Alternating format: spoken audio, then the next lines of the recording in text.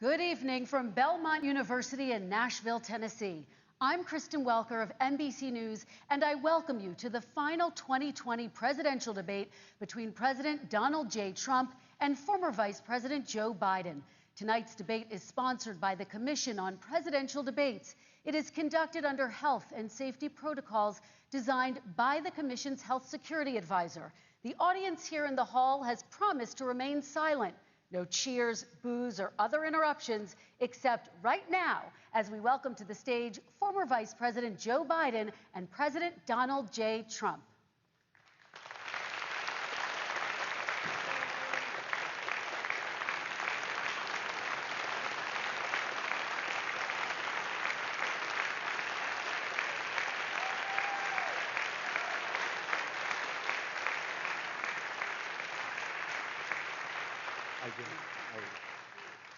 And I do want to say a very good evening to both of you. This debate will cover 6 major topics. At the beginning of each section, each candidate will have 2 minutes uninterrupted to answer my first question. The debate commission will then turn on their microphone only when it is their turn to answer, and the commission will turn it off exactly when the 2 minutes have expired. After that, both microphones will remain on, but on behalf of the voters, I'm going to ask you to please speak one at a time. The goal is for you to hear each other and for the American people to hear every word of what you both have to say. And so with that, if you're ready, let's start. And we will begin with the fight against the coronavirus. President Trump, the first question is for you. The country is heading into a dangerous new phase. More than 40,000 Americans are in the hospital tonight with COVID, including record numbers here in Tennessee. And since the two of you last shared a stage, 16,000 Americans have died from COVID. So please be specific. How would you lead the country during this next stage of the coronavirus crisis? 2 minutes, uninterrupted. So, as you know, 2.2 million people modeled out were expected to die. We closed up the greatest economy in the world in order to fight this horrible disease that came from China. It's a worldwide pandemic. It's all over the world. You see the spikes in Europe and many other places right now. If you notice, the mortality rate is down 85%. The excess mortality rate is way down and much lower than almost any other country. And we're fighting it, and we're fighting it hard. There is a spike. There was a spike in Florida, and it's now gone. There was a very big spike in Texas. It's now gone. There was a very big spike in Arizona. It's now gone. And there are some spikes and surges in other places. They will soon be gone. We have a vaccine that's coming. It's ready. It's going to be announced within weeks, and it's going to be delivered. We have Operation Warp Speed, which is the military is going to distribute the vaccine. I can tell you from personal experience that I was in the hospital. I had it, and I got better. And I will tell you that I had something that they gave me, a therapeutic, I guess they would call it. Some people could say it was a cure. But I was in for a short period of time, and I got better very fast, or I wouldn't be here tonight. And now they say I'm immune. Whether it's 4 months or a lifetime, nobody's been able to say that, but I'm immune. More and more people are getting better. We have a problem that's a worldwide problem. This is a worldwide problem. But I've been congratulated by the heads of many countries on what we've been able to do. If you take a look at what we've done in terms of goggles and masks and gowns and everything else, and in particular ventilators, we're now making ventilators all over the world, thousands and thousands a month, distributing them all over the world. It will go away, and as I say, we're rounding the turn, we're rounding the corner. It's going away. Okay, former Vice President Biden, to you, how would you lead the country out of this crisis? You have 2 minutes uninterrupted. 220,000 Americans dead. If you hear nothing else I say tonight, hear this. Anyone who's responsible for not taking control, in fact, not saying I take no responsibility initially, anyone who's responsible for that many deaths should not remain as President of the United States of America. We're in a situation where there are 1,000 deaths a day now, 1,000 deaths a day. And there are over 70,000 new cases per day. Compared to what's going on in Europe, as the New England Medical Journal said, they're starting from a very low rate. We're starting from a very high rate. The expectation is we'll have another 200,000 Americans dead between now and the end of the year. If we just wore these masks, the president's own advisors have told him, we could save 100,000 lives. And we're in a circumstance where the president thus far and still has no plan, no comprehensive plan. What I would do is make sure we have everyone encouraged to wear a mask all the time. I would make sure we move in the direction of rapid testing, investing in rapid testing. I would make sure that we set up national standards as to how to open up schools and open up businesses so they can be safe and give them the wherewithal, the financial resources to be able to do that. We're in a situation now where the New England Medical Journal, one of the most serious journals in the whole world, said for the first time ever that the way this president has responded to this crisis has been absolutely tragic. And so, folks, I will take care of this. I will end this. I will make sure we have a plan. President Trump, I'd like to follow up with you in your comments. You talked about taking a therapeutic. I assume you're referencing Regeneron. You also said a vaccine will be coming within weeks. Yes. Is that a guarantee? No, it's not a guarantee, but it will be by the end of the year. But I think it has a good chance. There are two companies, I think, within a matter of weeks, and it will be distributed very quickly. Can you tell us which companies? Johnson & Johnson is doing very well. Moderna is doing very well. Pfizer is doing very well, and we have numerous others. Then we also have others that we're working on very closely with other countries, in particular Europe. Let me follow up with you, and because this is new information, you have said a vaccine is coming soon, within weeks now. Your own officials say it could take well into 2021 at the earliest for enough Americans to get vaccinated. And even then, they say the country will be wearing masks and distancing into 2022. Is your timeline realistic? No, I think my timeline is going to be more accurate. I don't know that they're counting on the military the way I do, but we have our generals lined up, one in particular that's the head of logistics. And this is a very easy distribution for him. He's ready to go as soon as we have the vaccine. And we expect to have 100 million vials. As soon as we have the vaccine, he's ready to go. Vice President Biden, your reaction, and just 40% of Americans say they would definitely agree to take a coronavirus vaccine if it was approved by the government. What steps would you take to give Americans confidence in a vaccine if it were approved? Make sure it's totally transparent. Have the scientists of the world see it, know it, look at it. Go through all the processes. And by the way, this is the same fellow who told you this is going to end by Easter last time. This is the same fellow who told you that, don't worry, we're going to end this by the summer. We're about to go into a dark winter.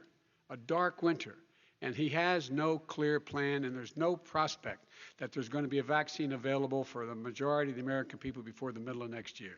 President Trump, your reaction, he says you have no plan. I don't think we're going to have a dark winter at all. We're opening up our country. We've learned and studied and understand the disease, which we didn't at the beginning. When I closed and banned China from coming in heavily infected, and then ultimately Europe, but China was in January. Months later, he was saying I was xenophobic. I did it too soon. Now he's saying, oh, I should have, moved quicker. But he didn't move quicker. He was months behind me, many months behind me. And frankly, he ran the H1N1 swine flu, and it was a total disaster, far less lethal, but it was a total disaster. Had that had this kind of numbers, 700,000 people would be dead right now, but it was a far less lethal disease. Look, his own person who ran that for him, who, as you know, was his chief of staff, said it was catastrophic. It was horrible. We didn't know what we were doing. Now he comes up and he tells us how to do this. Also, everything that he said about the way every single move that he said we should make, that's what we've done. We've done all of it. But he was way behind us. Vice President Biden, your response. My response is he is xenophobic, but not because he shut down access from China. And he did it late after 40 countries had already done that. In addition to that, what he did, he made sure that we had 44 people that were in there in China trying to get to Wuhan to determine what exactly the source was. What did the president say in January? He said, no, he said, he's being transparent. The president of China is being transparent. We owe him a debt of gratitude. We have to thank him. And then what happened was we started talking about using the Defense Act to make sure we go out and get whatever is needed out there to protect people. And again, I go back to this. He had nothing. He did virtually nothing. And then he gets out of the hospital and he talks about don't worry, it's all going to be over soon. Come on. There's not another serious scientist in the world who thinks it's going to be over soon. President Trump, your I reaction? say over soon. I say we're learning to live with it. We have no choice. We can't lock ourselves up in a basement like Joe does. He has the ability to lock himself up. I don't know. He's obviously made a lot of money someplace, but he has this thing about living in a basement. People can't do that. By the way, I, as the president, couldn't do that. I'd love to put myself in the basement or in a beautiful room in the White House and go away for a year and a half until it disappears. I can't do that. And Kirsten, every meeting I had, and I'd meet a lot of families, including Gold Star families and military families, every meeting I had, and I had to meet them. I had to. It would be horrible to have canceled everything. I said, this is dangerous. And you catch it. And, I caught it. I learned a lot. Great doctors, great hospitals. And now I recovered. 99.9 of young people recover.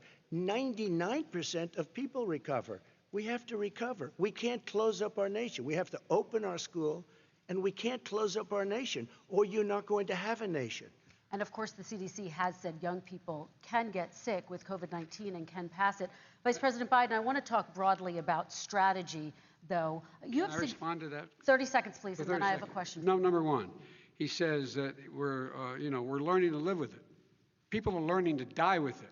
You folks home will have an empty chair at the kitchen table this morning. That man or wife going to bed tonight and reaching over to try to touch out of habit where their wife or husband is gone. Learning to live with it. Come on.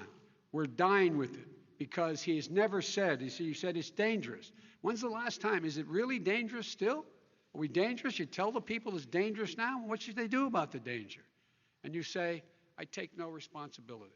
Let me talk about your two. Excuse me, I take full responsibility. It's not my fault that it came here. It's China's fault. And you know what? It's not Joe's fault that it came here either. It's China's fault. They kept it from going into the rest of China for the most part, but they didn't keep it from coming out to the world, including Europe and ourselves. Vice President Biden. The fact is that when we knew it was coming, when it hit, what happened? What did the president say? He said, don't worry. It's going to go away. Be gone by Easter. Don't worry. The warm weather. Don't worry. Maybe inject bleach. He said he was kidding when he said that, but a lot of people thought it was serious. A whole range of things the president has said. Even today, he thinks we are in control. We're about to lose 200,000 more people.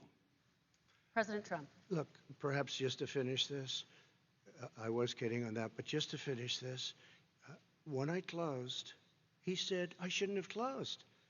And that went on for months. Nancy Pelosi said the same thing. She was dancing on the streets in Chinatown in San Francisco. But when I closed, he said, this is a terrible thing. You're xenophobic. I think he called me racist even. And because I was closing it to China. Now he says I should have closed it earlier. Joe, it doesn't work. I didn't say either of those things. You certainly did. You certainly did. I talked about a xenophobia in a different context. It wasn't about closing the border to Chinese coming to the United States. All right, I want to talk about both of your different strategies to handling He thought this. I shouldn't have closed the border. Well, that's obvious. Do you want to respond to that quickly, Vice President No. Biden? Okay. Let's talk about your different strategies toward dealing with this. Mr. Vice President, you suggested you would support new shutdowns if scientists recommended it. What do you say to Americans who are fearful that the cost of shutdowns, the impact on the economy, the higher rates of hunger, depression, domestic and substance abuse outweighs the risk of exposure to the virus? What I would say is I'm going to shut down the virus, not the country. It's his ineptitude that caused the country to have to shut down in large part. Why businesses have gone under, why schools are closed, why so many people have lost their living, and why they're concerned. Those other concerns are real. That's why he should have been, instead of in a sand trap in a golf course, he should have been negotiating with Nancy Pelosi and the rest of the Democrats and Republicans about what to do about the acts they were passing for billions of dollars to make sure people had the capacity. But you haven't ruled out more shutdowns. Well, no, I'm not shutting down the neighborhood, but you need standards. The standard is if you have a reproduction rate in a community that's above a certain level, everybody says, slow up, more social distancing, do not open bars and do not open gymnasiums, do not open until you get this under control. under more control. But when you do open, give the people the capacity to be able to open and have the capacity to do it safely. For example, schools. Schools, they need a lot of money to open. They need to deal with ventilation systems. They need to deal with smaller classes, more teachers, more pods. And he's refused to support that money, or at least up to now. Let's talk about schools. President Trump, I think we have to respond, if I might. please, and then I have a follow-up. Thank you, and I appreciate that. Look, all he does is talk about shutdowns, but forget about him. His Democrat governors, Cuomo in New York, you look at what's going on in California, you look at Pennsylvania, North Carolina, Democrats all, they're shut down so tight and they're dying. They're dying. And he supports all these people. All he talks about is shutdowns. No, we're not going to shut down, and we have to open our schools. And it's like, as an example, I have a young son. He also tested positive. By the time I spoke to the doctor the second time, he was fine. It just went away. Young people, I guess it's their immune system. Let me follow up with you, President Trump. You've demanded schools open in person and insist they can do it safely. But just yesterday, Boston became the latest city to move its public school system entirely online after a coronavirus spike. What is your message to parents who worry that sending their children to school will endanger not only their kids, but also their teachers and families? I want to open the schools. The transmittal rate to the teachers is very small, but I want to open the schools. We have to open our country. We're not going to have a country. You can't do this. We can't keep this country closed. This is a massive country with a massive economy. People are losing their jobs. They're committing suicide. There's depression, alcohol, drugs at a level that nobody's ever seen before. There's abuse, tremendous abuse. We have to open our country. You know, I've said it often. The cure cannot be worse than the problem itself. And that's what's happening. And he wants to close down. He'll close down the country if one person in our massive bureaucracy says we should close it down. Vice President Biden, your response. Simply not true.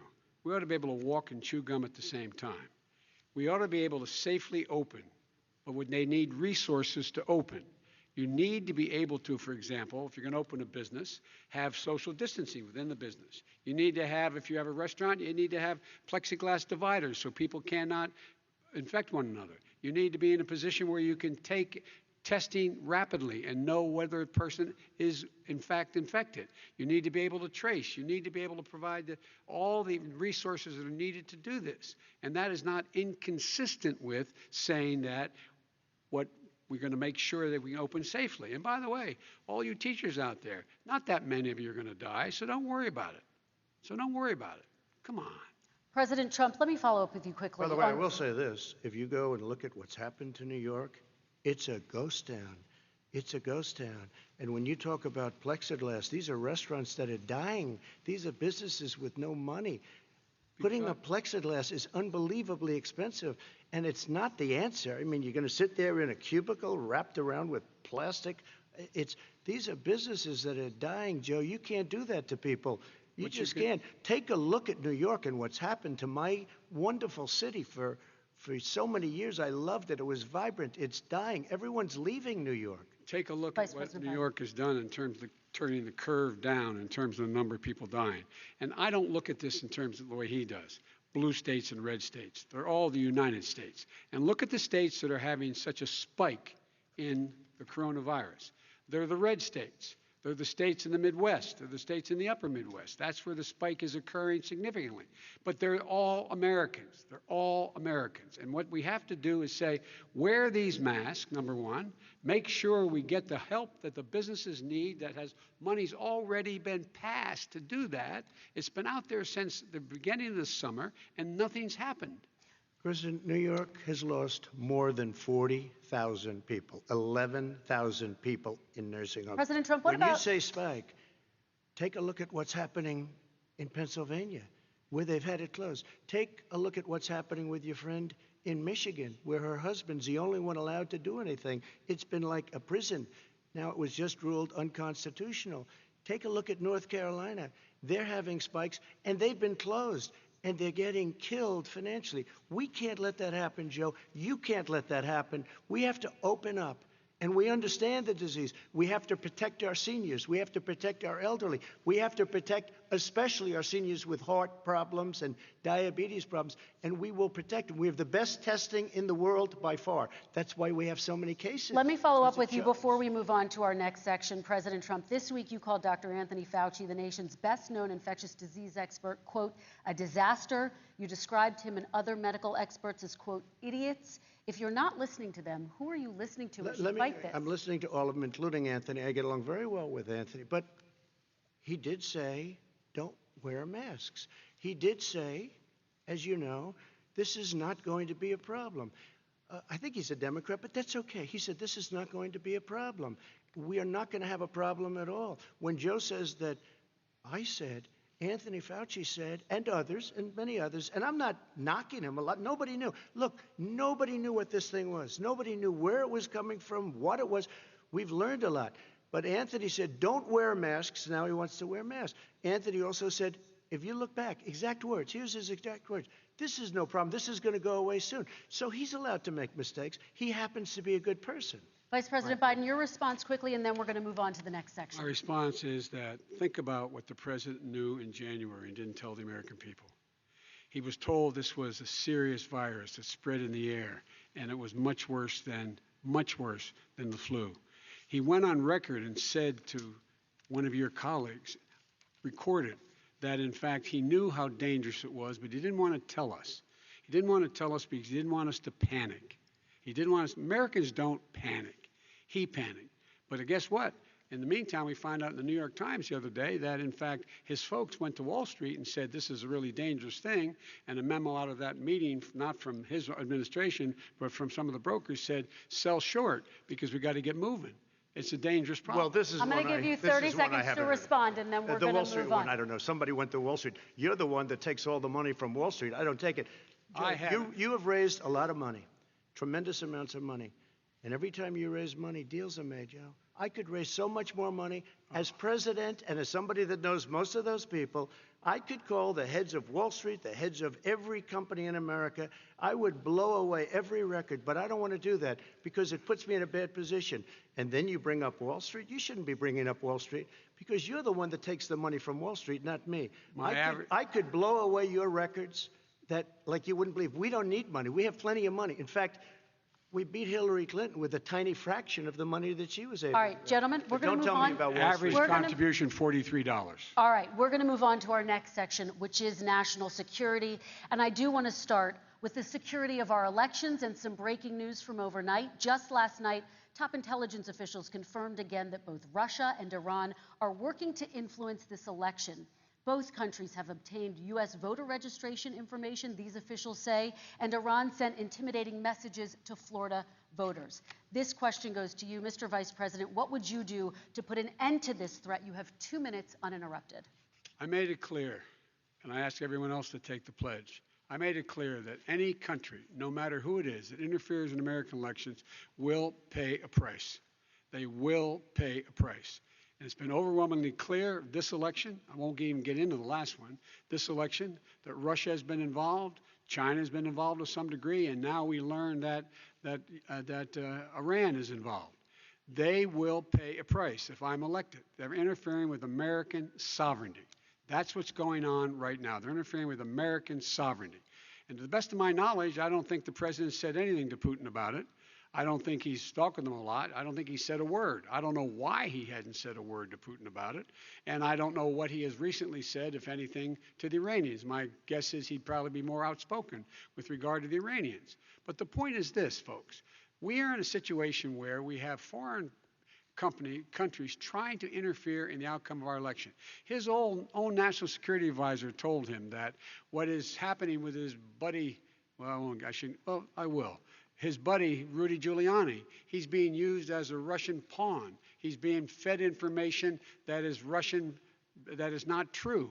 And then what happens? Nothing happens. And then you find out that everything that's going on here about Russia is wanting to make sure that I do not get elected the next president of the United States because they know I know them and they know me. I don't understand why this president is unwilling to take on Putin when he's actually paying bounties to kill American soldiers in Afghanistan, when he's engaged in activities that are trying to destabilize all of NATO. I don't know why he doesn't do it, but it's worth asking the question, why isn't that being done? Any country that interferes with us will, in fact, pay a price because they're affecting our sovereignty. President Trump, same question to you. Let me ask the question. You're going to have 2 minutes to respond. For 2 elections in a row now, there has been substantial interference from foreign adversaries. What would you do in your next term to put an end to this? 2 minutes uninterrupted. Well, let me respond to the first part as Joe answered. Joe got $3.5 million from Russia, and it came through Putin because he was very friendly with the former mayor of Moscow, and it was the mayor of Moscow's wife. And you got $3.5 million. Your family got $3.5 million, and you know, someday you're going to have to explain, why did you get 3.5? I never got any money from Russia. I don't get money from Russia. Now, about your thing last night, I knew all about that. And through John Ratcliffe, who is fantastic, DNI, he said, the one thing that's common to both of them, they both want you to lose, because there has been nobody tougher to Russia. Between the sanctions, nobody tougher than me on Russia. Between the sanctions, between all of what I've done with NATO, you know, I've got the NATO countries to put up an extra $130 billion, going to $420 billion a year. That's to guard against Russia. I sold, while he was selling pillows and sheets, I sold tank busters to Ukraine. There has been nobody tougher on Russia than Donald Trump. And I'll tell you, they were so bad. They took over the submarine port. You remember that very well. During your term, during you and Barack Obama, they took over a big part of what should have been Ukraine. You handed it to them, but you were getting a lot of money from Russia. They were paying you a lot of money, and they probably still are. But now, with what came out today, it's even worse. All of the emails, the horrible emails of the kind of money that you were raking in, you and your family. And Joe, you were vice president when some of this was happening, and it should have never happened. And I think you owe an explanation to the American people. Why is it? Somebody just had a news conference a little while ago who was essentially supposed to work with you and your family, but what he said was damning. And regardless of me, I think you have to clean it up and talk to the American people. Maybe you can do it right now. Vice President Biden, you may respond. 30 seconds. And then I do want to follow up on the election security. I have not taken a penny from any foreign source ever in my life. We learned that this president paid 50 times the tax in China, has a secret bank account with China, does business in China, and in fact is talking about me taking money. I have not taken a single penny from any country whatsoever, ever. Number one. Number two, this is a president, I have released all of my tax returns, 22 years. Go look at them. 22 years of my tax return. You have not released a single solitary year of your tax return. What are you hiding? Why are you unwilling?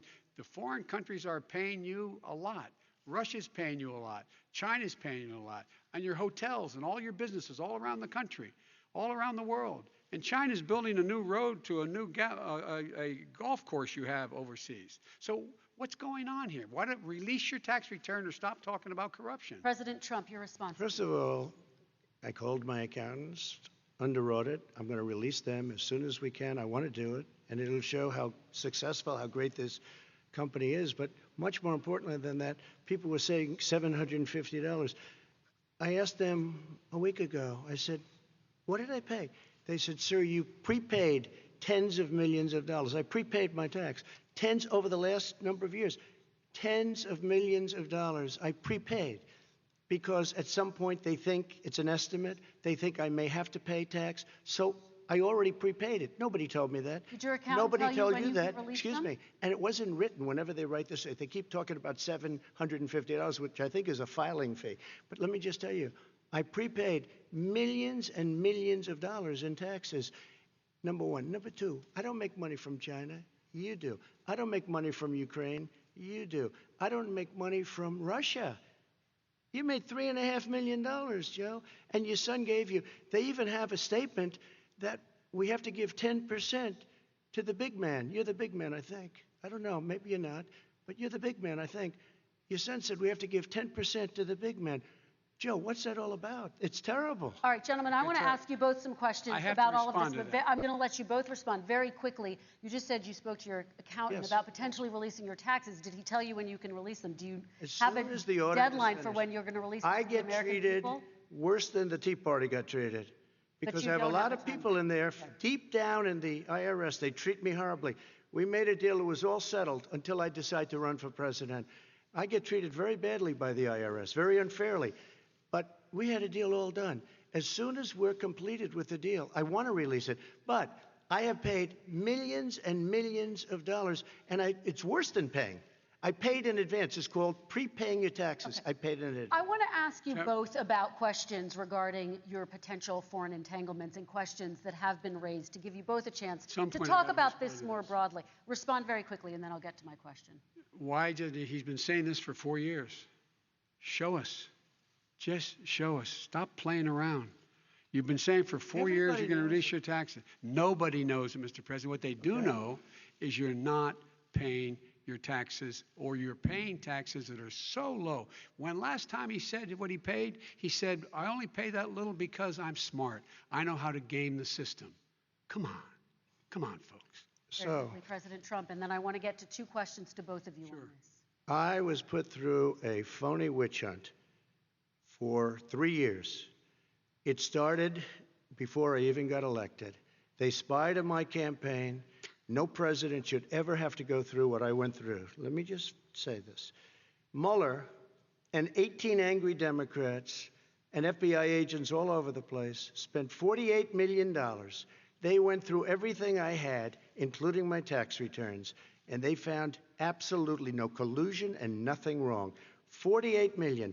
I guarantee you, if I spent 1 million on you, Joe, I could find plenty wrong. Because All right. the kind of things that you've done and the kind of monies that your family has taken, I mean, your brother made money in Iraq, millions of dollars. Your other brother made a fortune, and it's all through you, Joe. And they say you get some of it, and you do live very well. You have houses all over the place. You live very well. All right, gentlemen, let me just ask some questions about all of this broadly. Vice President Biden, there have been questions about the work your son has done in China and for a Ukrainian energy company when you were vice president. In retrospect, was anything about those relationships inappropriate or unethical? Nothing was unethical. Here's what the deal. With regard to Ukraine, we had this whole question about whether or not, because he was on the board, I later learned of Burisma, a company, that somehow I had done something wrong. Yet every single solitary person, when he was going through his impeachment, testifying under oath who worked for him, said, I did my job impeccably. I carried out U.S. policy. Not one single solitary thing was out of line. Not a single thing, number one. Number two, the guy who got in trouble in Ukraine was this guy trying to bribe the Ukrainian government to say something negative about me, which they would not do and did not do because it never, ever, ever happened. My son has not made money in terms of this thing about, what are you talking about, China. I have not had it. The only guy who made money from China is this guy. He's the only one. Nobody else has made money from China. Never President did Trump, deal with let me China. By the ask way, my question to you. But and could then I just you'll- one thing? Very quickly. His son didn't have a job for a long time, was sadly no longer in the military service. I won't get into that. And he didn't have a job. As soon as he became vice president, Burisma, not the best reputation in the world. I hear they paid him $183,000 a month. Listen to this. 183, and they gave him a $3 million upfront payment. All right. And he had no energy I'm going to let the vice president That's respond to that quickly, 100% and then I need to get to a dishonest. question to you. Very No quickly. basis Mr. for Vice that. Everybody investigated that. No one said anything he did was wrong in Ukraine. Okay, President Trump, this is for you. Since you took office, you've never divested from your business. You've personally promoted your properties abroad. A report this week, which was referenced, does indicate that your company has a bank account in China. So how can voters know that you don't have any foreign conflicts of interest? I have many bank accounts, and they're all listed, and they're all over the place. I mean, I was a businessman doing business. The bank account you're referring to, which is everybody knows about it, it's listed. The bank account was in 2013. That's when it was. It was opened it was closed in 2015, I believe. And then I decided, because I was thinking about doing a deal in China, like millions of other people. I was thinking about it, and I decided I'm not going to do it. Didn't like it. I decided not to do it. Had an account open, and I closed it. Okay. Excuse me. And then, unlike him, where he's vice president and he does business, I then decided to run for president after that. That was before. So I closed it before I even ran for president, let alone became president. Big difference. He is the vice president of the United States, and his son, his brother, and his other brother are getting rich. They're like a vacuum cleaner. They're sucking Okay, up money President every Trump, place he thank you. goes. We do Not need to move true. on. I do want to ask you, Vice President Biden, about China. Let's talk about China more broadly. Of course, President Trump has said that they should pay for not being fully transparent in regards to the coronavirus. If you were president, would you make China pay? And please be specific. What would that look like? What I'd make China do is play by the international rules, not like he has done. He has caused the deficit of China to go up, not down, with China, up, not down. We are making sure that in order to do business in China, you have to give all your intellectual property. You have to have a partner in China. It's 51%. We would not do that at all, number one. Number two, we're in a situation where China would have to play by the rules internationally as well. When I met with Xi, when I was still vice president, he said we're setting up air identification zones in the South China Sea. You can't fly through them. I said we're going to fly through them. We just flew B-52, B-1 bombers through it. We're not going to pay attention. They have to play by the rules. And what's he do? He embraces guys like the thugs like in North Korea and the Chinese president and Putin and others, and he pokes his finger in the eye of all of our friends, all of our allies. We make up we're 25% of the world's economy. We need to be having the rest of our friends with us saying to China, these are the rules. You play by them or you're going to pay the price for not paying by them economically. That's the way I will run it, and that's what we did in upholding steel tariffs and a range of other things when we were president and vice president. All right, let's talk about North Korea. Excuse me, no, I have to Yes. respond to that. Okay, very quickly, and then His we're son going to move walked on out to with North $1.5 billion Korea. from China to Not manage after true. spending 10 minutes in office and being in Air Force Two, number one. Number two, there's a very strong email talking about your family wanting to make $10 million a year for introductions. President Trump, on China policy, true. though, what No, but wait a specifically are minute. you going to do? What specifically are you going to do to make China pay? You've said you're going First to of make all, them pay. China is paying. They're paying billions and billions of dollars. I just gave New $28 billion. sanctions? New sanctions? I just gave $28 billion to our farmers. Taxpayers' Because China, money. It's what? Taxpayers' money. Didn't come from Yeah, China. you know who the taxpayer is. It's called China. China paid true. $28 billion, and you know what they did to pay it, Joe? They devalued their currency, and they also paid up. And you know who got the money? Our farmers, our great farmers, because they were targeted. You never charged them anything. Also, I charged them 25% on dumped steel because they were killing our steel industry. We were not going to have a steel industry. Okay. And now we have a steel Okay, industry. Vice President Biden, your response, please. My response is, look, this isn't about, there's a reason why he's bringing up all this malarkey. There's a reason for it. He doesn't want to talk about the substantive issues. It's not about his family and my family. It's about your family. And your family's hurting badly. If you're making if you're a middle-class family, you're getting hurt badly right now. You're sitting at the kitchen table this morning deciding, well, we can't get new tires, they're bald because we have to wait another month or so. Or are we going to be able to pay the mortgage? Or who's going to tell her she can't go back to community college? They're the decisions you're making in the middle-class families like I grew up in Scranton and Claymont. They're in trouble. We should be talking about your families, but that's the last thing he wants to talk about. I want That is a to talk typical about statement. North Korea. Excuse me, just I do for want 1 to turn second, to please. 10 seconds, Mr. President. That's 10 a seconds. typical political statement. Let's get off this China thing, and then he looks, the family, around the table, everything. Just a typical politician when I see that. Let's talk about I'm not North a typical Korea now. politician. Okay, That's why I President got elected. Let's Get off the subject of China. Let's talk sitting around the table. All right. Come on, Joe, you can do better. We're going to talk about North Korea now. President Trump, you've met with North Korean leader Kim Jong-un 3 times. You've talked about your beautiful letters with him. You've touted the fact that there hasn't been a war or a long-range missile test. And yet North Korea recently rolled out its biggest ever intercontinental ballistic missile and continues to develop its nuclear arsenal. Do you see that as a betrayal of the relationship you forged? Just 30 seconds here because we need to get on to the next. So when I met with Barack Obama. We sat in the White House right at the beginning, had a great conversation. It was supposed to be 15 minutes, and it was well over an hour. He said the biggest problem we have with North Korea. He indicated we will be in a war with North Korea. Guess what? It would be a nuclear war, and he does have plenty of nuclear capability. In the meantime, I have a very good relationship with him. Different kind of a guy, but he probably thinks the same thing about me. We have a different kind of a relationship. We have a very good relationship, and there's no war. And you know, about 2 months ago, he broke into a certain area. They said, oh, there's going to be trouble. I said, no, they're not, because he's not going to do that. And I was right. Look, instead of being in a war where millions of people, Seoul, you know, is 25 miles away, millions and millions, 32 million people in Seoul. Millions of people would be dead right now. President we Trump, don't have that's a war, 30 and seconds. I have a good Thank relationship. you. Vice President Biden, to you. North Korea conducted 4 nuclear tests under the Obama administration. Why do you think you would be able to rein in this persistent threat right Because now? I'd make it clear, which we were making clear to China, they had to be part of the deal. Because here's I made it clear, and as a spokesperson of the administration when I went to China, that they said, why are you moving your missile defense up so close? Why are you moving more forces here? Why are you continuing to do military maneuvers with South Korea? I said, because North Korea is a problem, and we're going to continue to do it so we can control them. We're going to make sure we can control them and make sure they cannot hurt us.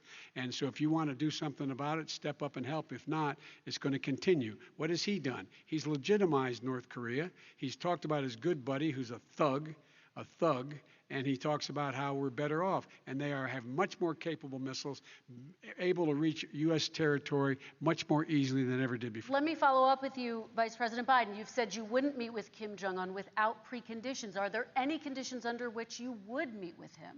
On the condition that he would agree that he would be drawing down his nuclear capacity to get the Korean Peninsula should be nuclear-free zone. All right, let's move on to American families. Kristen, they tried Very to quickly, meet with 10 him. seconds, They President. tried to meet with him. He wouldn't do it. He didn't like Obama. He didn't like him. He wouldn't do it. Okay, I know got to for give him a fact they chance to tried. respond to that He before we wouldn't move do on. it. You And know, that's okay. You know what? North Korea, we're not in a war. We have a good relationship. You know, people don't understand. Having a good President relationship Trump, with we have leaders to of move other on because countries we have is a good thing. We have a lot of questions to get Yes, to. not That's Your bad. like response. saying we had a good relationship with Hitler before he, in fact, invaded Europe, the rest of Europe. Come on. The reason he would not meet with President Obama is because President Obama said, we're going to talk about denuclearization. We're not going to legitimize you, and we're going to continue to put stronger and stronger sanctions on you. That's why he wouldn't meet with us.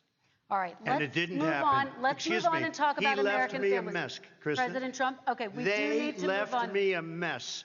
North Korea was a mess. We And need in to fact, move if on you so that remember we the can first get to 2 all or of 3 our months, questions tonight, there was a President very Trump. dangerous period in my first 3 months before we sort of worked things out a little bit. Okay. There was a they left us a mess. And Obama would be, I think, the first to say it was the single biggest problem he thought that our country had. Okay, let's move on to American families and the economy. One of the issues that's most important to them is health care, as you both know. Today, there was a key vote on a new Supreme Court Justice, Amy Coney Barrett, and health care is at the center of her confirmation fight. Over 20 million Americans get their health insurance through the Affordable Care Act. It's headed to the Supreme Court, and your administration, Mr. President, is advocating for the court to overturn it. If the Supreme Court does overturn that law, those 20 million Americans could lose their health insurance almost overnight. So what would you do if those people have their health insurance taken away? You have 2 minutes uninterrupted. Sure. First of all, I've already done something that nobody thought was possible.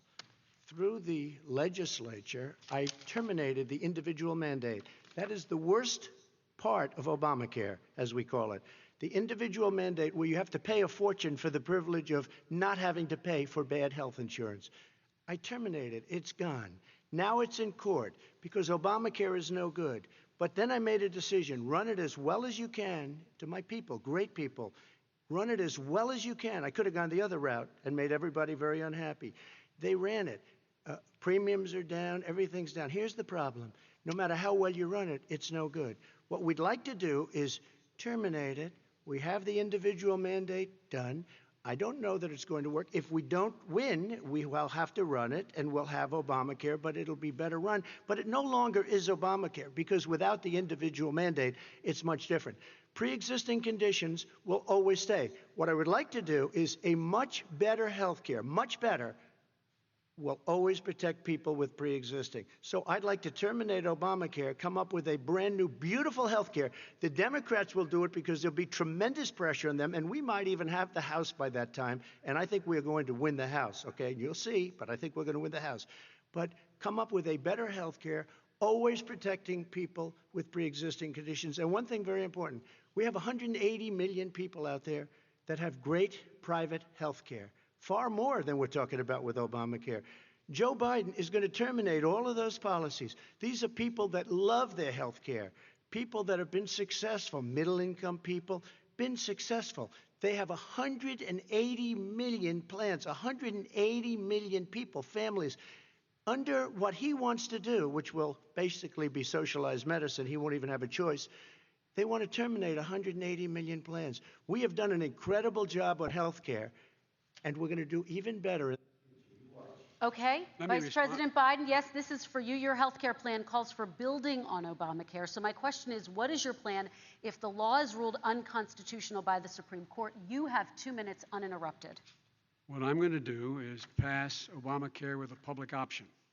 It'll become Bidencare. The public option is an option that says that if you, in fact, do not have the wherewithal to be, if you qualify for Medicaid and you do not have the wherewithal in your state to get Medicaid, you automatically are enrolled, providing competition for insurance companies. That's what's going to happen. Secondly, we're going to make sure we reduce the premiums and reduce drug prices by making sure that there's competition that doesn't exist now, by allowing the Medicare to negotiate drug prices with the insurance companies.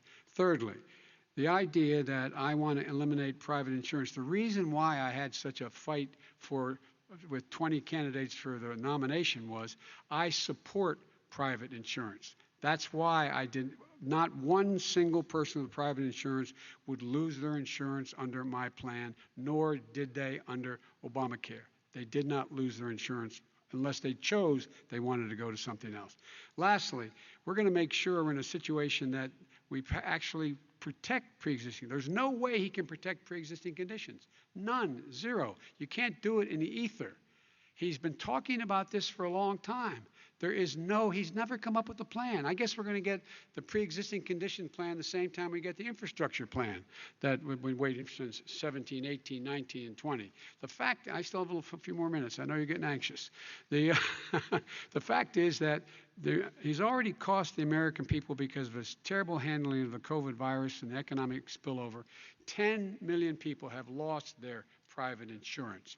And he wants to take away 22 million more people who have it under Obamacare, and over 110 million people with pre-existing conditions. And all the people from COVID are going to have pre-existing conditions. What are they going to do? I have a follow-up for you, Vice President Biden. It relates to something that President Trump said. He's accusing you of wanting socialized medicine. What do you say to people who have concerns that your health care plan, which includes a government insurance option, takes the country one step closer to a health care system run entirely by the government? What's your response to them? I say it's ridiculous. It's like saying that, the idea that the fact that there's a public option that people can choose, that makes it a socialist plan. Look, the difference between the president, I think health care is not a privilege, it's a right. Everyone should have the right to have affordable health care. And I am very proud of my plan. It's gotten endorsed by all the major labor unions, as well as a whole range of other people who, in fact, are concerned in the medical field.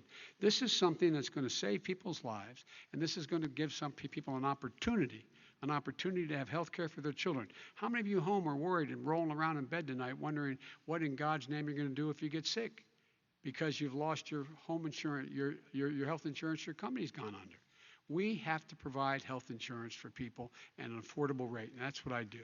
President Trump, Excuse me, he was there response. for 47 years. He didn't do it. He was now there as vice president for 8 years, and it's not like it was 25 years ago. It was 3 3/4. It was just a little while ago, right? Less than 4 years ago. He didn't do anything. He didn't do it. He wants socialized medicine, and it's not that he wants it. His vice president, she is more liberal than Bernie Sanders and wants it even more. Bernie Sanders wants it. The Democrats want it. You're going to have socialized medicine, just like you went with fracking. We're not going to have fracking. We're going to stop fracking. We're going to stop fracking. Then he goes to Pennsylvania after he gets a nomination, where he got very lucky to get it. And he goes to Pennsylvania and he says, oh, we're going to have fracking. And you never asked that question. And by the way, so far, I respect very much the way you're handling this, I have to say. By the way. But somebody should ask the question. You can ask he goes for a year. There will be no fracking. There will be no petroleum. We have a number of topics we're going to get to. That's a big question. We're going to get to. We're going to get to. It's the same thing with socialized I medicine. have to respond. Vice President, your response, please. My response is people deserve to have affordable health care, period. Period, period, period. And the Biden care proposal will, in fact, provide for that affordable health care, lower premiums. What we're going to do is going to cost some money. It's going to cost over $750 billion over 10 years to do it. And they're going to have lower premiums. You can buy into the better plans, the cheaper plans, lower your premiums, deal with unexpected billing, and have your drug prices drop significantly. He keeps talking about it. He hasn't done a thing for anybody on health care. Not a thing. Kristen, when Very he quickly, says, then I want to talk when about he what's says happening on public Capitol option, Hill. he's talking about socialized medicine and health care. When he talks about a public option, he's talking about destroying your Medicare, totally destroyed, and destroying your Social Security. And this whole country will come down. You know, Bernie Sanders tried it in his state. He tried it in his state. His governor was a very liberal governor. They wanted to make it work. Okay, let's let Vice President Biden respond. It doesn't Vice work. President He's Biden, a very your confused response. guy. He thinks he's running against somebody else. He's running against Joe Biden. I beat all those other people because I disagreed with them. Joe Biden he's running against.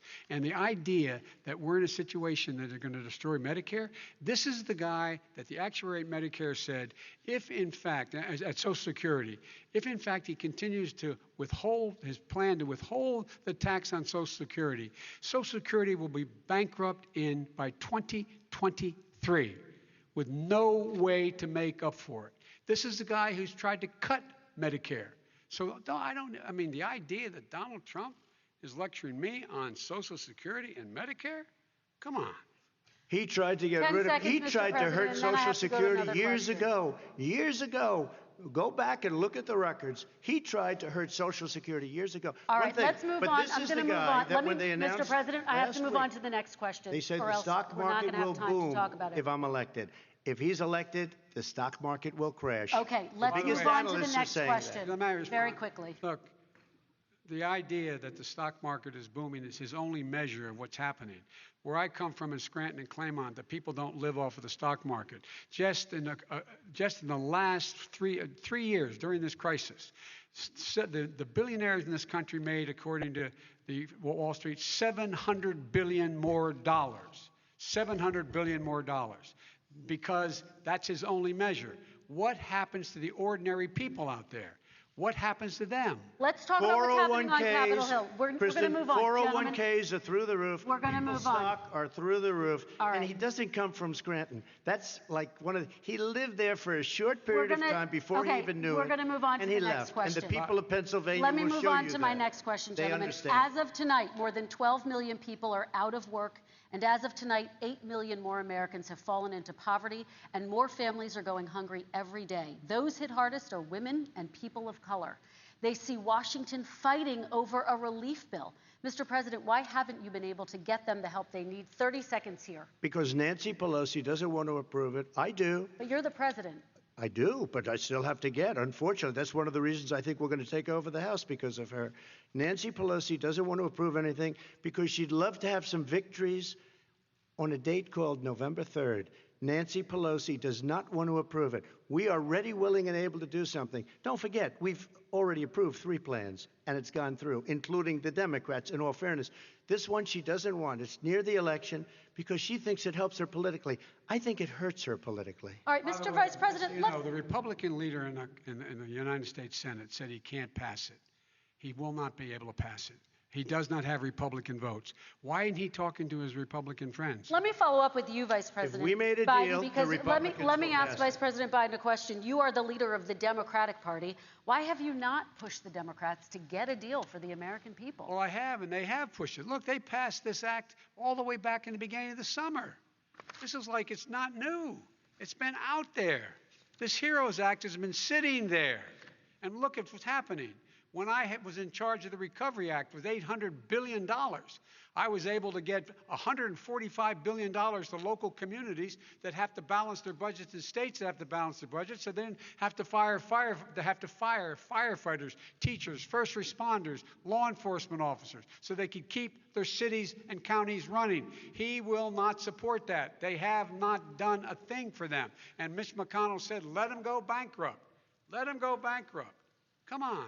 What's the matter with these guys? The bill that was passed in the House was a bailout of badly run, high crime, Democrat, all run by Democrats, cities and states.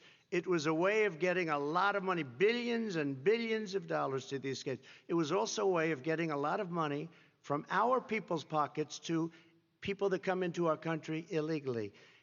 We were going to take care of everything for them. And what that does, and I'd love to do that, I'd love to help them, but what that does, everybody all over the world will start pouring into our country. We can't do it. This was a way of taking care of them. This was a way of spending on things that had nothing to do with COVID, as per your question.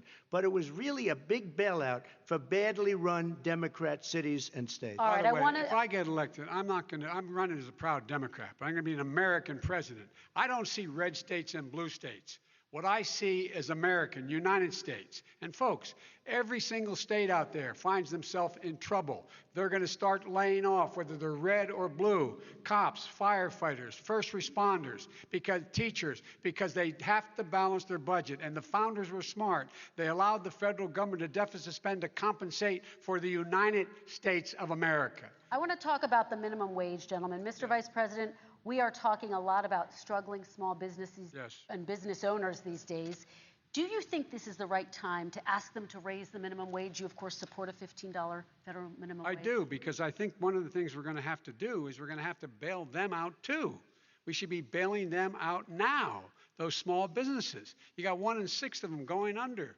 They're not going to be able to make it back. They passed a package that allows us to be able to call PPP. Money is supposed to go to help them do everything from organize how they can deal with their businesses being open safely. Schools, how they can make classrooms smaller, how they can hire more teachers, how they can put ventilation systems in. They need the help. The businesses as well as the schools need the help. But these guys will not help them. Is not giving them any of the money. We are going to move on to immigration, one thing very but I quickly, want he to said get we your have reaction. to help our small businesses by raising the minimum wage. That's not helping. I think it should be a state option. Alabama is different than New York. New York is different from Vermont. Every state is different. It should be a state option. You said very recently. We have to help. It's very important. We have to help our small businesses. How are you helping your small businesses when you're forcing wages? What's going to happen, and what's been proven to happen, is when you do that, these small businesses fire many of their employees. You said very recently you would consider raising the federal minimum wage to $15 an hour. You said recently you would consider raising the federal minimum wage to $15 an hour. Is that still the case? And I would consider it to an extent, but in a what I second really administration? in a second administration, but not to a level that's going to put all these businesses out of business. It should be a state option. Look, I've lived in different places. I know different places. They're all different. Some places, $15 is not so bad. In other places, other states, $15 would be Okay, President ruinous. Trump, thank you. Quick response, Vice President Biden. 2 jobs, 1 job, be below poverty. People are making $6, $7, $8 an hour. These first responders, we all clap for as they come down the street because they've allowed us to make it. What's happening? They deserve a minimum wage of $15. Anything below that puts you below the poverty level. And there is no evidence that when you raise the minimum wage, businesses go out of business. That is simply not true. We're going to talk about immigration. We're going to talk about immigration now, gentlemen, and we're going to talk about families within this context. Mr. President, your administration separated children from their parents at the border, at least 4,000 kids. You've since reversed your zero-tolerance policy, but the United States can't locate the parents of more than 500 children. So how will these families ever be reunited? Children are brought here by coyotes and lots of bad people, cartels, and they're brought here, and they used to use them to get into our country. We now have as strong a border as we've ever had. We're over 400 miles of brand new wall. You see the numbers, and we let people in, but they have to come in legally, and they come in through But merit. how will you But let reunite me these just tell kids you, with their Let me families, just tell you, Mr. they President? built cages. You know, they used to say, I built the cages. And then they had a picture in a certain newspaper, and it was a picture of these horrible cages. And they said, look at these cages. President Trump built them. And then it was determined they were built in 2014. That was him. Do you They have a built plan to cages. reunite the kids Yes, with we're their working on families? it we're trying very hard. But a lot of these kids come out without the parents. They come over through cartels and through coyotes and through gangs. Vice President Biden, let me bring you into this 525 conversation. Quick response and then another question to you. These 500 plus kids came with parents.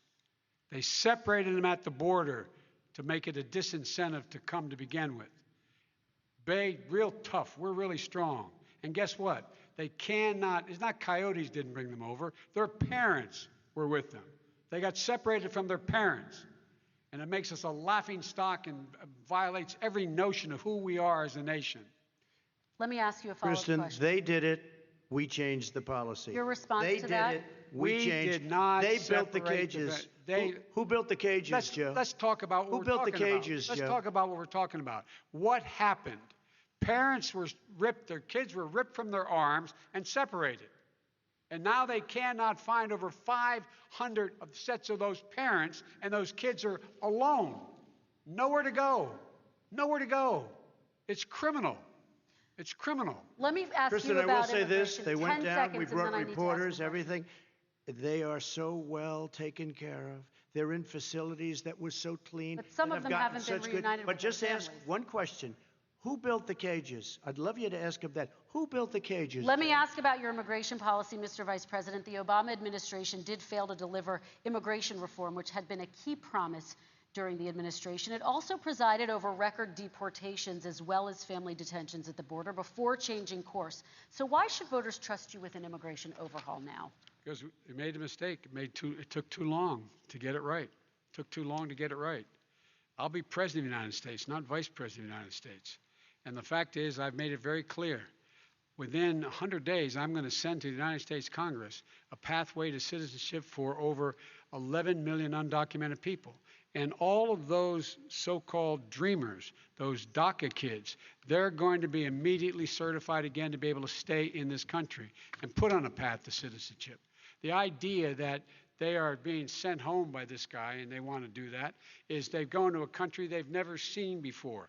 I can imagine you're 5 years old, your parents are taking you across the Rio Grande River, and it's illegal. And you say, oh no, Mom, leave me here. I'm not going to go with you.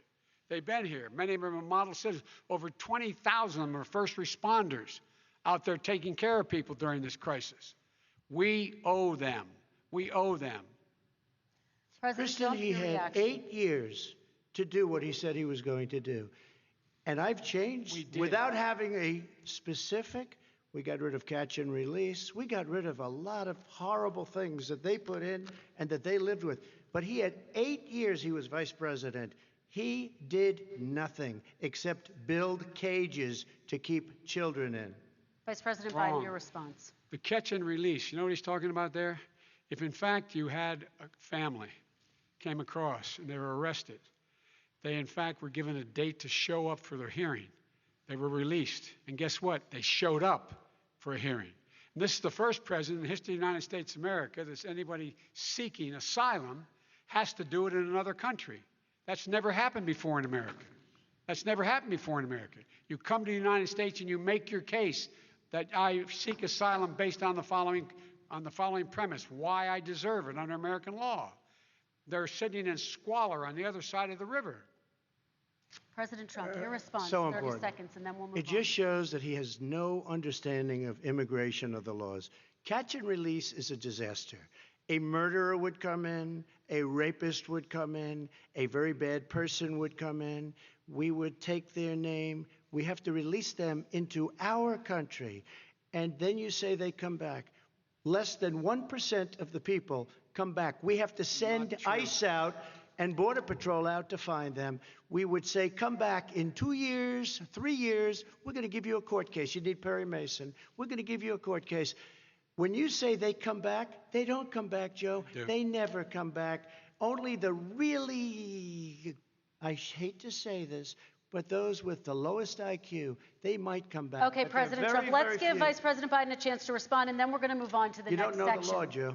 Vice President Biden, your response. Know the law. What he's telling you is simply not true. Well, check it out. They don't come back. Check it out. All right, let's move on But we don't have to the worry next about it because they section. terminated it, so we don't have to worry about Let's it move anymore. on to the next And you have section. 525 kids not knowing where in God's name they're going to be and lost their parents. Go ahead. All right, let's talk about our next section, which is race in America. And I want to talk about the way Black and brown Americans experience race in this country. Part of that experience is something called the talk. It happens regardless of class and income. Parents who feel they have no choice but to prepare their children for the chance that they could be targeted, including by the police, for no reason other than the color of their skin. Mr. Vice President, in the next 2 minutes, I want you to speak directly to these families. Do you understand why these parents fear for their children? I do. You know, my daughter is a social worker, and she's written a lot about this. She has a graduate degree from the University of Pennsylvania in social work. And you know, one of the reasons why I ended up working on the east side of Wilmington, Delaware, which is 90% African American, was to learn more about what was going on. I never had to tell my daughter, if she's pulled over, make sure she puts, for a traffic stop, put both hands on top of the wheel and don't reach for the glove box because someone may shoot you.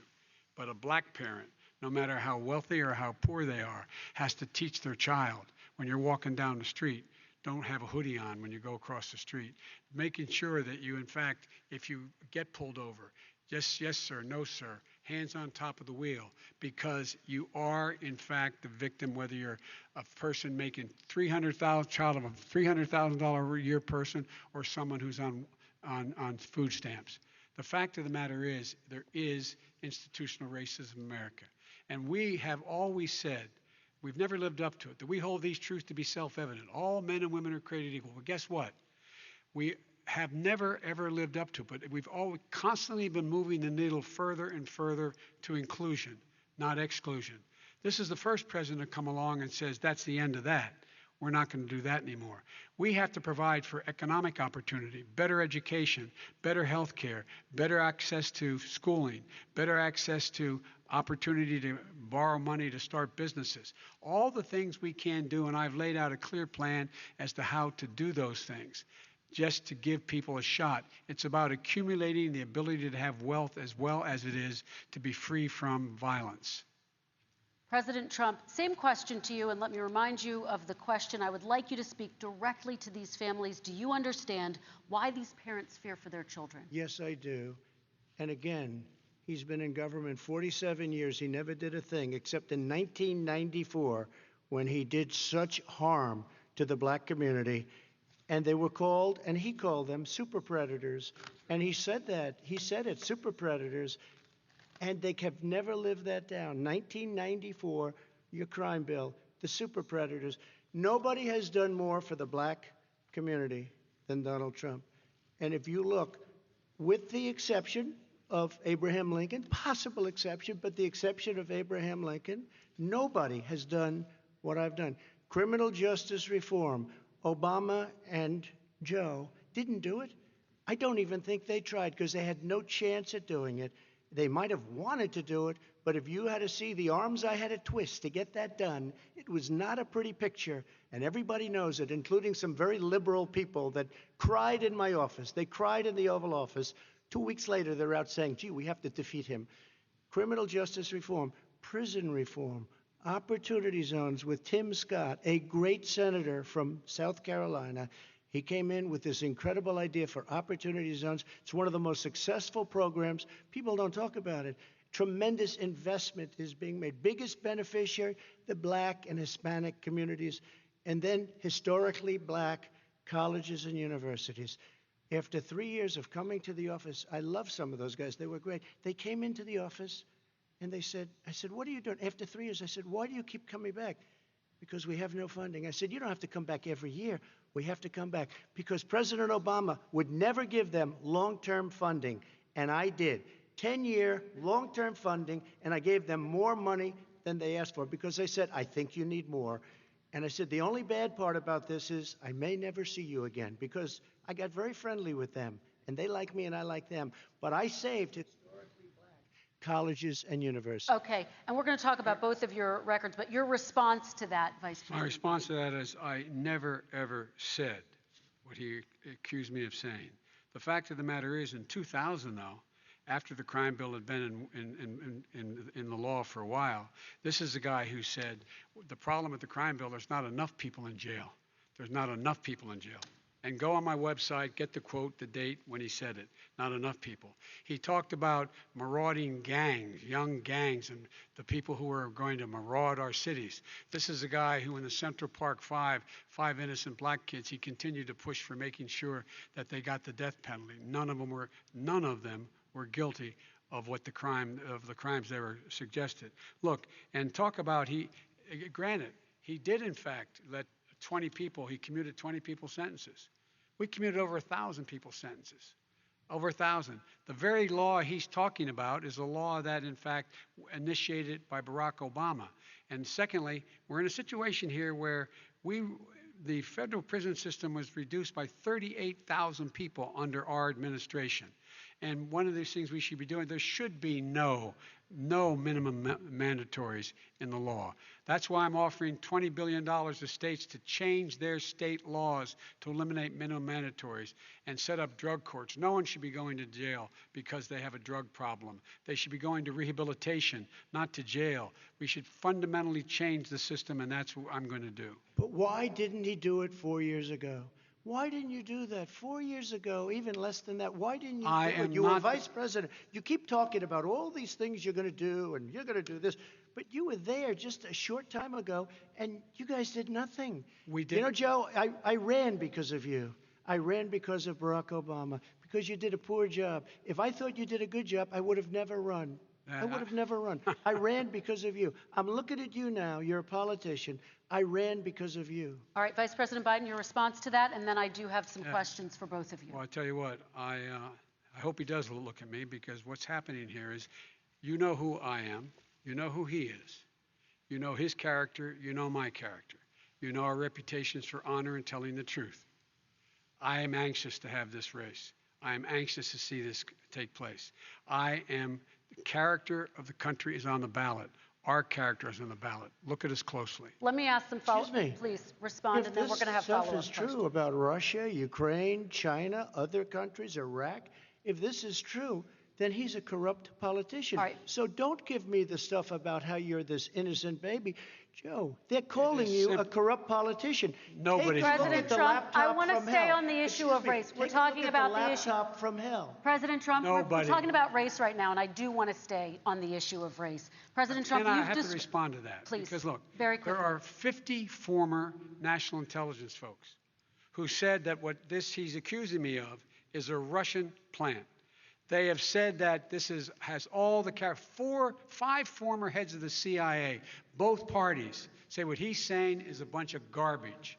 Nobody believes it except his and his good friend Rudy Giuliani. You mean the laptop is now another Russia hoax? And that's exactly what. Is this that's where you're exactly going? what. This was is told. where he's going. The laptop is Russia, Yes. Gentlemen, Russia. I want to stay on the issue of race. You okay? have to be kidding. Here we Mr. go President, again with Russia. We're going to continue on the issue of race. Mr. President, believe you've that one. described the Black Lives Matter movement as a symbol of hate. You've shared a video of a man chanting white power to millions of your supporters. You've said that black professional athletes exercising their First Amendment rights should be fired. What do you say to Americans who say that kind of language from a president is contributing to a climate of hate and racial strife? Well, you have to understand, the first time I ever heard of Black Lives Matter, they were chanting pigs in a blanket, talking about police. Pigs, talking about our police. Pigs in a blanket, fry them like bacon. I said, that's a horrible thing. And they were marching down the street. And that was my first glimpse of Black Lives Matter. I thought it was a terrible thing. As far as my relationships with all people, I think I have great relationships with all people. I am the least racist person in this room. Well, what do you say to Americans who are concerned by that rhetoric? I don't know. I don't know videos? what to say. I got criminal justice reform done and prison reform and opportunity zones. I took care of black colleges and universities. I don't know what to say. They can say anything. I mean, they can say anything. It makes me sad because I am the least racist person. I can't even see the audience because it's so dark, but I don't care who's in the audience. I'm the least racist person in this room. Okay, Vice President Biden, let me ask you very quickly, and then I have a follow-up question for you. Abraham Lincoln here is one of the most racist presidents we've had in modern history. He pours fuel on every single racist fire. Every single one. Started off his campaign coming down the escalator saying he's going to get rid of those Mexican rapists. He's banned Muslims because they're Muslims. He has moved around and made everything worse across the board. He says about the poor boys, last time we were on stage here, he said, I told them to stand down and stand ready. Come on. This guy is a dog whistle about as big as a foghorn. President Trump, I'm going to give you 10 seconds to respond, and then I have a follow-up question. He made a reference to Abraham Lincoln. Where did that come in? I mean, you said you're Abraham Lincoln. No, where did that? No. You said, I said not since Abraham Lincoln has anybody done what I've done for the black community. And I'm saying, I didn't say I'm Abraham Lincoln. I said not since Abraham Lincoln has anybody done what I've done for the black community. Now, you have done nothing other than the crime bill, which put oh, God. Tens of thousands of black men, mostly, in jail. All right, let me and you know what? let me they ask remember Vice it President because Biden if you look a at what's question. happening with the voting right now, Let me ask they Vice remember President that Biden you treated them about very, very badly. Just the- take a look at what's happening out there. Vice President Biden, let me give you a chance to respond within this context. Crime Okay. bills that you supported in the 80s and 90s contributed to the incarceration of tens of thousands of young black men who had small amounts of drugs in their possession. They are sons, they are brothers, they're fathers, they're uncles, whose families are still to this day, some of them suffering the consequences. So speak to those families. Why should they vote for you? One of the things is that in the 80s, we passed 100%, all 100 senators voted for it, a bill on drugs and how to deal with drugs. It was a mistake. I've been trying to change the since then, particularly the portion on cocaine. That's why I've been arguing that, in fact, we should not send anyone to jail for a pure drug offense. They should be going into treatment across the board. That's what we should be spending money on. That's why I set up drug courts, which were never funded by our Republican friends. They should not be going to jail for a drug or an alcohol problem. They should be going into treatment. That's what we've been trying to do. That's what I'm going to get done because I think the American people have now seen that, in fact, it was a mistake to pass those laws relating to drug. But they were not in the crime bill. But Okay, why didn't he get it done? See, it's all talk, no action with these politicians. Why didn't he get it done? That's what I'm going to do when I become president. You were vice president along with Obama as your president, your leader, for 8 years. Why didn't you get it done? You had 8 years to get it done. Now you're saying you're going to get it done because you're all talk and no action, Jim. We got a Your lot of it response. done. We released didn't get 38,000. anything We got done. 38,000 prisoners left from the. You got nothing done. 38,000 prisoners were released from federal prison. There were over 1,000 people who were given clemency. In fact, we're the ones that put in the legislation saying we could look at pattern and practice of police departments and what they were doing, how they were conducting themselves. I could go on, but we began the process. We lost an election. That's why I'm running to win back that election and change his terrible policy. I Quick just response, asked, and then we're I going to just move asked on one to climate question. change. Why didn't you do it in the 8 years, a short time ago? Why didn't you do it? You just said, I'm going to do that, I'm going to do this. You put tens of thousands of mostly black young men in prison. Now you're saying you're going to undo that. Why didn't you get it done? You had 8 years with Obama. You know why, Joe? Because you're all talk and no action. All right, Vice President Because we Biden, had and a then we're going to move on to the next section. We had a Republican Congress. That's the answer. Well, you Okay. got to talk them into it, Joe. All right. Sometimes you got to talk them into it. We're going to move on to our next section, Like I which did is with criminal climate justice change. reform. I had Okay. to talk Democrats into it. Gentlemen, You did what we we're running already out of done. time, so we got to get on to Okay. climate change, please. You both have very different visions on climate change. President Trump, you say that environmental regulations have hurt jobs in the energy sector. Vice President Biden, you have said you see addressing climate change as an opportunity to create new jobs. For each of you, How would you both combat climate change and support job growth at the same time? Starting with you, President Trump, you have 2 minutes uninterrupted. So we have the Trillion Trees program. We have so many different programs. I do love the environment, but what I want is the cleanest, crystal clear water, the cleanest air. We have the best, lowest number in carbon emissions, which is a big standard that I notice Obama goes with all the time. Not Joe. I haven't heard Joe use the term because I'm not sure he knows what it represents or means, but I have heard Obama use it. And we have the best carbon emission numbers that we've had in 35 years under this administration. We are working so well with industry, but here's what we can't do. Look at China, how filthy it is. Look at Russia. Look at India. It's filthy. The air is filthy. The Paris Accord, I took us out because we were going to have to spend trillions of dollars, and we were treated very unfairly. When they put us in there, they did us a great disservice. They were going to take away our businesses. I will not sacrifice tens of millions of jobs, thousands and thousands of companies because of the Paris Accord. It was so unfair. China doesn't kick in until 2030. Russia goes back to a low standard, and we kicked in right away. It would have destroyed our businesses. So, you ready? We have done an incredible job environmentally. We have the cleanest air, the cleanest water, and the best carbon emission standards that we've seen in many, many years. Vice President And we Biden. haven't destroyed our industries. Vice President Biden, 2 minutes to you, uninterrupted. Climate change and climate warming, global warming, is an existential threat to humanity. We have a moral obligation to deal with it. And we're told by all the leading scientists in the world we don't have much time. We're going to pass the point of no return within the next 8 to 10 years. 4 more years of this man eliminating all the regulations that were put in by us to clean up the climate, to limit limit emissions, will put us in a position where we're going to be in real trouble.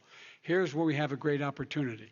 I was able to get both all the environmental organizations as well as labor, the people worried about jobs, to support my climate plan. Because what it does, it will create millions of new good-paying jobs. We're going to invest in, for example, 50,000 charging stations on our highways so that we can own the electric car market of the future. In the meantime, China is doing that. We're going to be in a position where we're going to see to it that we're going to take 4 million existing buildings and 2 million existing homes and retrofit them so they don't leak as much energy, saving hundreds of millions of barrels of oil in the process and creating significant number of jobs.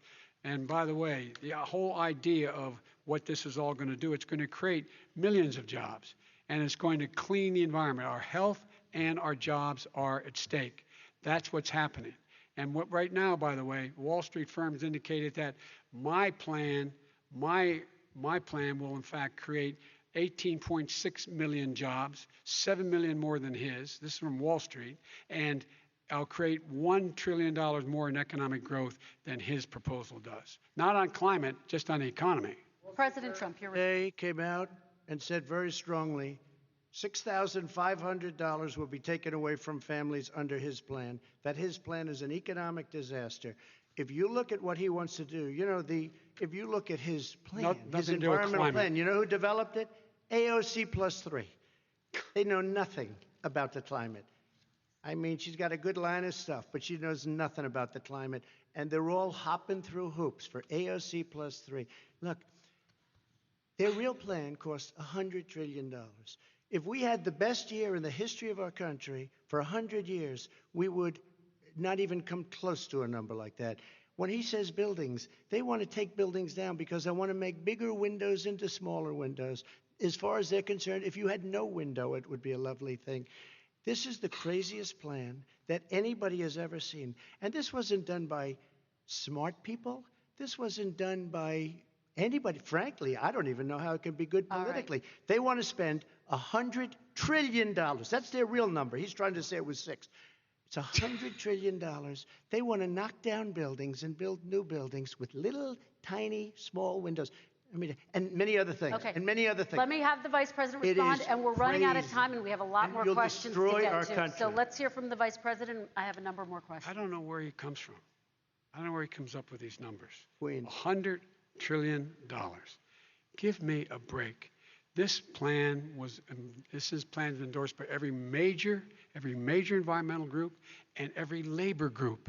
Labor, because they know the future lies. The future lies in us being able to breathe, and they know there are good jobs in getting us there. And by the way, the fastest growing industry in America is solar energy and wind. He thinks wind causes cancer, windmills. It's the fastest growing jobs, and they pay good prevailing wages, $45, $50 an hour.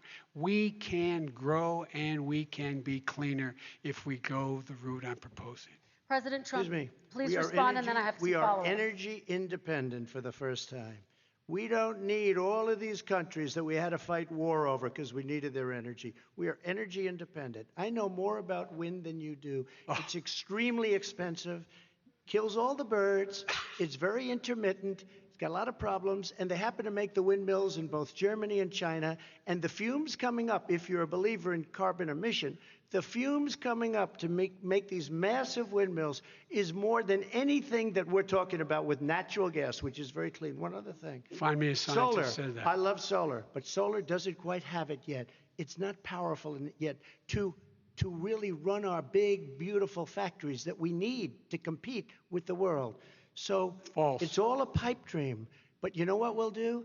We're going to have the greatest economy in the world. But if you want to kill the economy, get rid of your oil industry. You want, and what about fracking? All right, now, let me allow fracking. Vice President Biden to I respond. never said I oppose fracking. You said it on tape. I did. Show the tape. Put it on your website. I'll put it on. Put it on the website. The fact of the matter is Show he's the list. flat lying.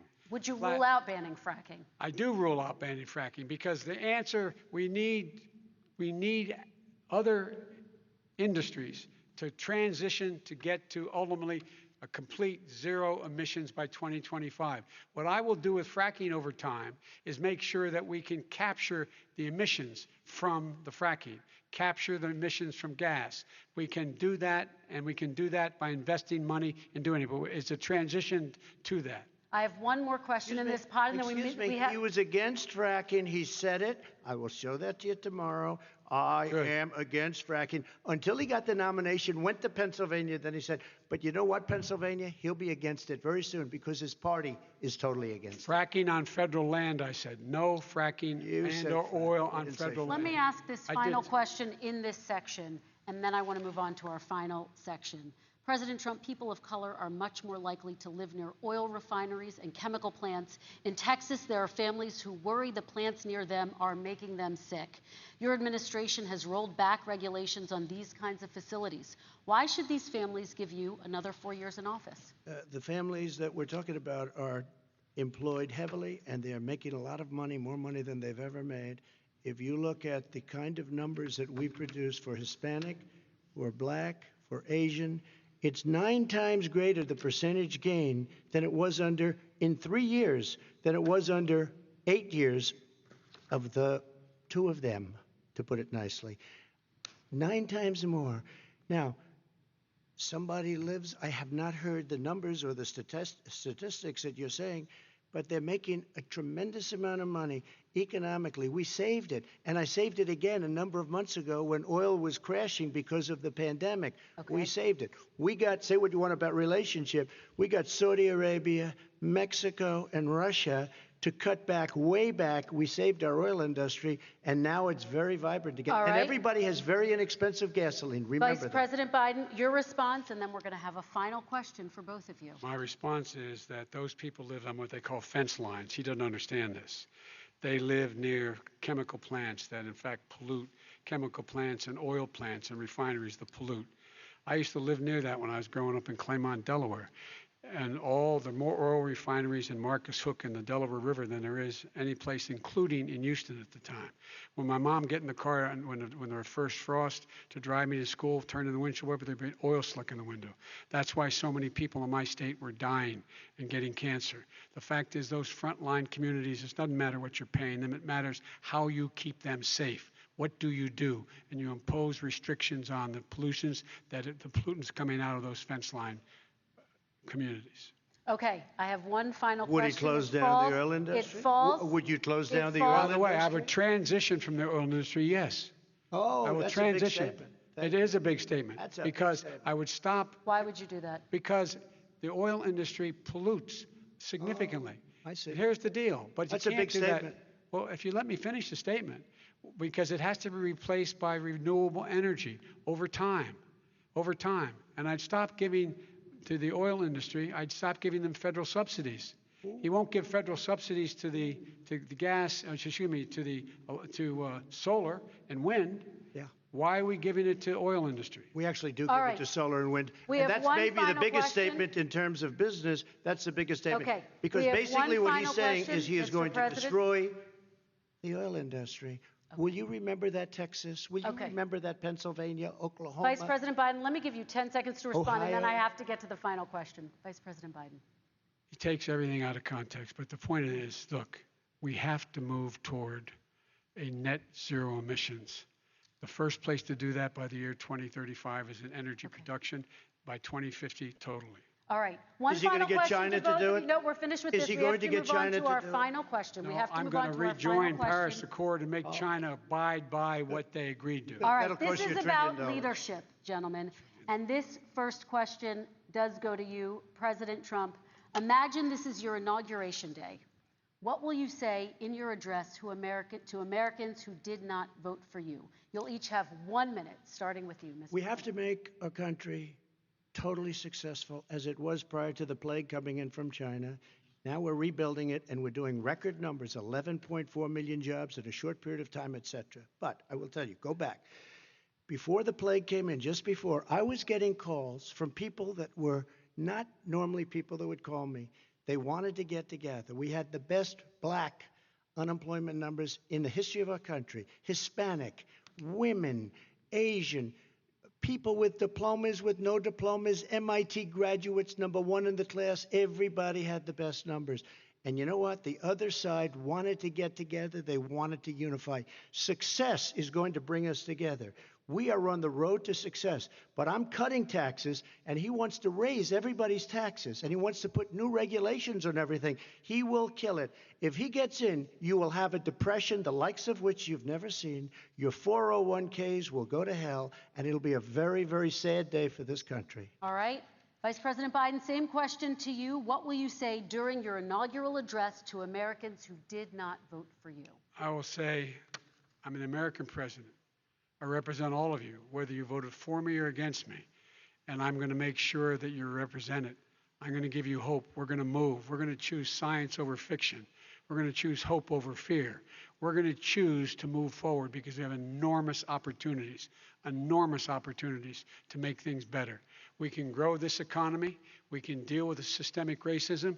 And at the same time, we can make sure that our economy is being run and moved and motivated by clean energy, creating millions of new jobs. And that's the fact. That's what we're going to do.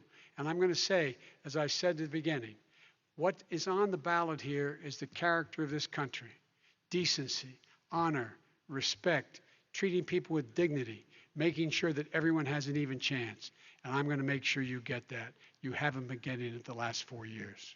All right. I want to thank you both for a very robust hour and a half, a fantastic debate. Really appreciate it. President Trump, former Vice President Joe Biden, thank you to Belmont University for hosting us tonight. And most importantly, thank you to those watching tonight. Election Day is November 3rd. Don't forget to vote. Thank you, everyone, and have a great night. Thank you.